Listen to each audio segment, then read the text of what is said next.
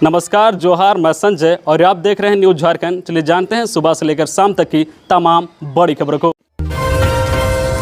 17 मई से 4 जून तक स्कूलों में गर्मी की छुट्टियां और मार्कशीट पर टर्म 1 की परीक्षा। झारखंड के सरकारी स्कूलों में 17 मई से 4 जून तक गर्मी की छुट्टियां रहेंगी।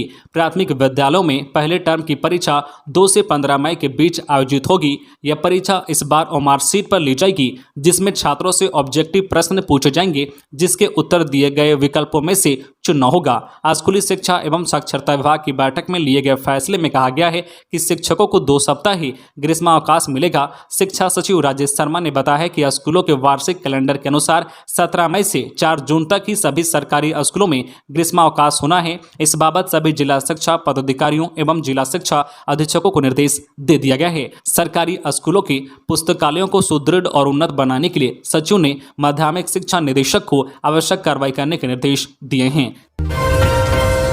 पेयजल एवं स्वच्छता विभाग में अनुबंध पर 139 इंजीनियरों की नियुक्ति प्रक्रिया लगभग पूरी कर ली गई है। इसको लेकर एजेंसी का चयन कर लिया गया है। एजेंसी की ओर से ऑनलाइन परीक्षा लेने की तैयारी की जा रही है।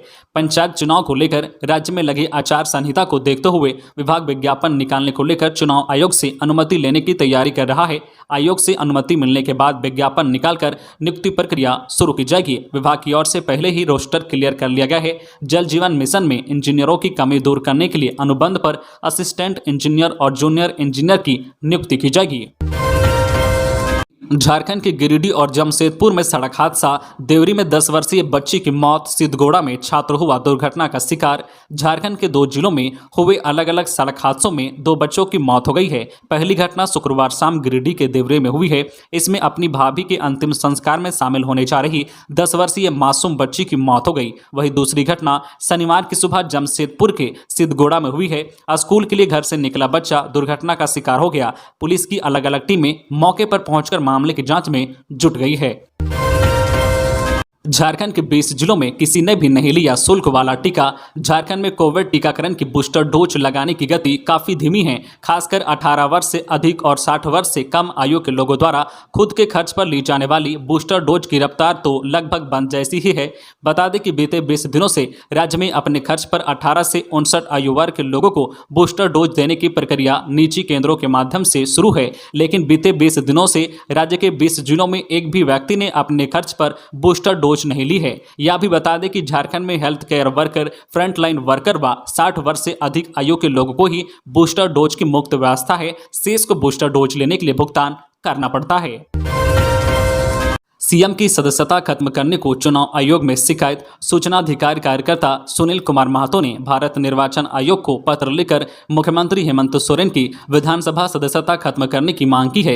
लिखा है कि बरहेट विधानसभा क्षेत्र के विधायक हेमंत सोरेन ने नामांकन के दौरान फॉर्म 26 में दिए हल्फनामे में कंपनी में अपनी साझेदारी संबंधित तथ्य को छुपाया। साथ ही लंबित आपराधिक मामले में झूठा शपथ पत्र दिया। लिखा है कि सहायक कंपनी रजिस्ट्रार के यहाँ 12 अप्रैल 2005 को कंपनी निबंधित थी। इस कंपनी में हेमंत सोरेन व उनके भाई बसंत सोरेन साझेदार हैं। ऐसे में मांग की गई है कि हेमंत सोरेन की विधानसभा सदस्यता समाप्त की जाए।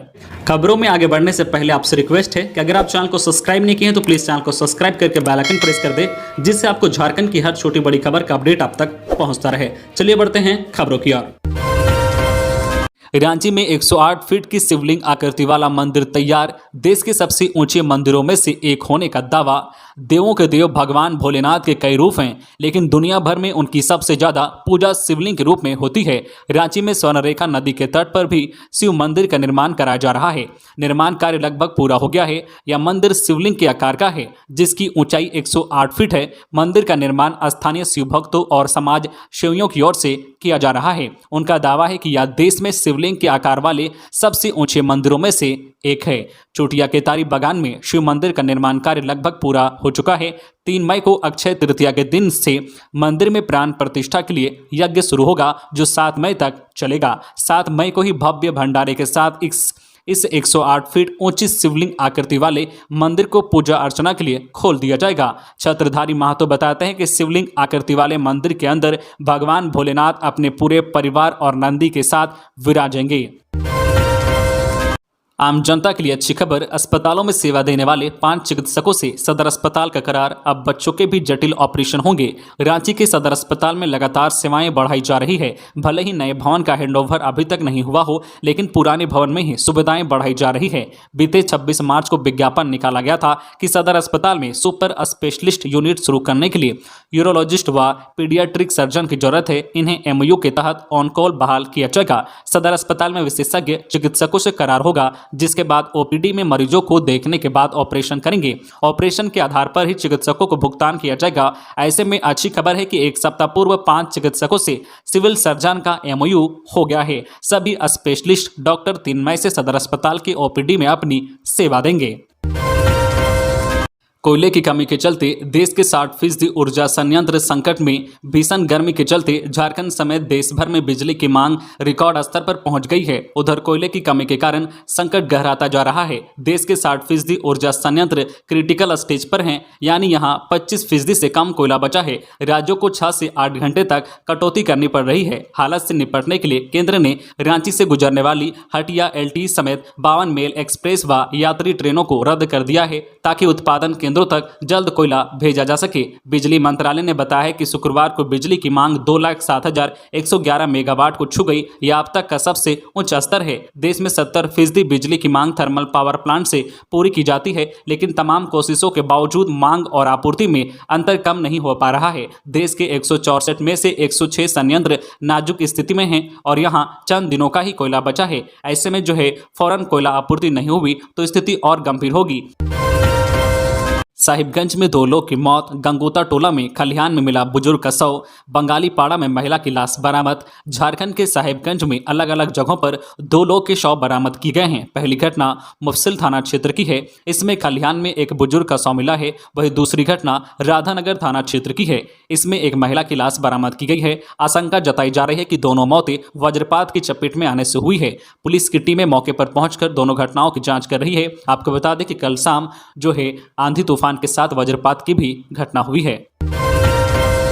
भाजपा बिजली संकट पर बात करें। कांग्रेस झारखंड प्रदेश कांग्रेस कमेटी के वरिष्ठ नेता आलोक कुमार दुबे ने कहा है कि भाजपा नेताओं को इधर उधर भारत पाकिस्तान की बात छोड़ बढ़ती महंगाई, बेरोजगारी और उत्पन्न बिजली संकट पर बात करनी चाहिए। ऐसा नहीं करने पर वह दिन दूर नहीं जब झारखंड की जनता भाजपा नेताओं के खिलाफ सीधी कार्रवाई करेगी। वहीं लाल किशोर नाथ साहदेव और डॉक्टर राजेश गुप्ता छोटू कहा है कि केंद्रीय कोयला मंत्री ने 2 दिवसीय झारखंड दौरे के क्रम में खुद स्वीकार किया है कि विभिन्न पावर प्लांटों के बंद होने तथा मांग बढ़ जाने के कारण बिजली संकट की स्थिति उत्पन्न हुई है। उन्होंने कहा है कि एक और केंद्र सरकार के कुछ मंत्रियों द्वारा दावा किया जाता है कि देश में कोई बिजली संकट नहीं है, जबकि सच्चाई यह है कि पूरे देश की जनता बिजली संकट से जूझ रही है।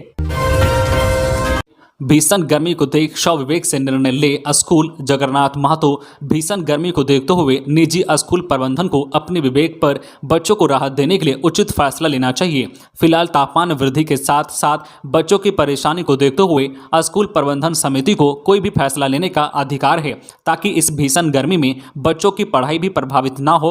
उक्त बातें राज्य के शिक्षा मंत्री जगन्नाथ महतो ने मीडिया से कही है। उन्होंने कहा है कि राज्य भर में बढ़ते तापमान को लेकर सरकार, अभिभावक व स्कूल प्रबंधन को भी इस बात की चिंता है, जिस पर सभी के हितों को ध्यान में रखते हुए निर्णय लेना चाहिए। मालूम हो कि अप्रैल के अंतिम सप्ताह में गर्मी ने अपना कहर बरपाना शुरू कर दिया है। सुबह 10 बजते ही धरती की गर्माहट और गर्म हवाओं के कारण जनजीवन अस्त व्यस्त है। कई स्कूलों में कक्षा का संचालन सुबह 10 बजे तक किया जा रहा है, लेकिन शहर के कई बड़े अधिकांश स्कूल में दोपहर 12 बजे तक कक्षा का संचालन किया जा रहा है, जिस कारण भीषण गर्मी के कारण स्कूली बच्चों को भी परेशानी का सामना करना पड़ रहा है।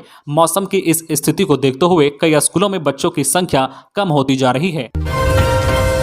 बाल बाल बच्चे अस्पताल में भर्ती मरीज। एमजीएम अस्पताल की इमरजेंसी वार्ड के डायलिसिस वार्ड में आग लगी। मौके पर फायर ब्रिगेड की गाड़ियों ने आग बुझाई। बड़ी खबर जमशेदपुर की, जहां कोल्हान के सबसे बड़े सरकारी अस्पताल एमजीएम की इमरजेंसी वार्ड के डायलिसिस वार्ड में अचानक आग लग गई और देखते ही देखते पूरे अस्पताल में अफरा तफरी मच गई। मौके पर दमकल की गाड़ी पहुंची और आग पर जो है काबू पाया गया। आपको बता दें कि इमरजेंसी वार्ड में करीब 110 मरीज इलाजरत हैं। बताया जाता है कि आग शॉर्ट सर्किट से लगी है। गनीमत रही कि आग अधिक देर तक और ज्यादा नहीं फैली। हालांकि आग की खबर मिलते ही मौके पर दमकल की 3 गाड़ी मौके पर पहुंची और आग पर काबू पाया गया। वहीं अस्पताल में मरीजों और परिजन काफी डरे हुए हैं। वैसे मरीज को निकालकर दूसरे वार्ड में शिफ्ट करने की प्रक्रिया शुरू की गई है। लातेहार में नाबालिग लड़की की शादी ससुराल से कराई गई मुक्त, मां पिता समेत 400 लोगों पर प्राथमिकी। बाल विवाह और बाल श्रम पर रोक लगाने के लिए विधिक प्रयास किए जा रहे हैं, लेकिन ग्रामीण स्तर पर लोगों में जागरूकता की कमी या जानबूझकर हठधर्मिता के कारण ऐसे मामले थमने का नाम नहीं ले रहे हैं। ऐसा ही एक मामला लातेहार सदर थाना क्षेत्र के तरवाडी ग्राम से प्रकाश में आया है।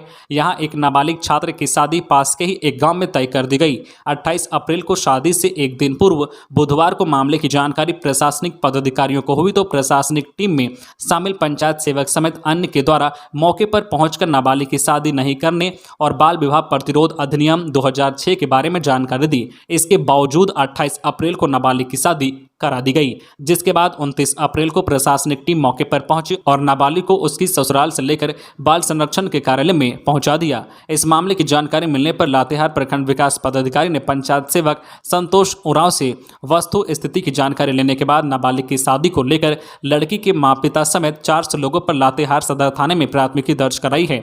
मामले को लेकर जिले भर में चर्चाओं का बाजार पूरी तरह से गर्म रहा। तो ये थी आज की झारखंड की टॉप बड़ी खबरें। इसी तरह झारखंड की हर छोटी बड़ी खबर देखने के लिए आप हमारे चैनल न्यूज झारखंड चैनल को सब्सक्राइब करके बेल आइकन प्रेस कर दीजिए, जिससे आपको झारखंड की हर छोटी बड़ी खबर का अपडेट आप तक पहुंचता रहे। तो आज के लिए बस इतना ही, हमें दीजिए इजाजत, फिर मिलते हैं नेक्स्ट न्यूज में।